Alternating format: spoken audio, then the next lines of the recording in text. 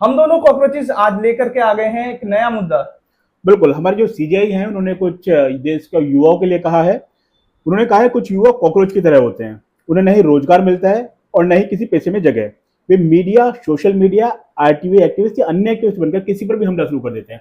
हाँ भैया, हमारे जो चीफ जस्टिस ऑफ इंडिया है उन्होंने बिल्कुल सही कहा है, क्योंकि जो हमारे सोशल मीडिया इन्फ्लुएंसर हैं या फिर जो हमारे आरटीआई एक्टिविस्ट हैं, मेन स्ट्रीम मीडिया तो कुछ सवाल पूछ नहीं सकती है इन लोगों से। तो यही लोग हैं जो इस सिस्टम से सवाल कर रहे हैं।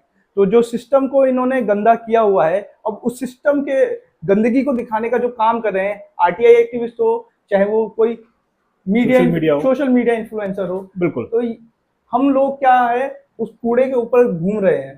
तो इन लोगों को जो इतने ऊंचे पदों पर बैठे हैं उस गंदगी में घूमते हुए कॉकरोच क्या है, कोई भी आम इंसान से सवाल पूछे इन्हें वो सही नहीं लगता। बिल्कुल, आप देखोगे किस तरीके से इन्होंने आरटीआई एक्टिविस्ट को जो कहा है।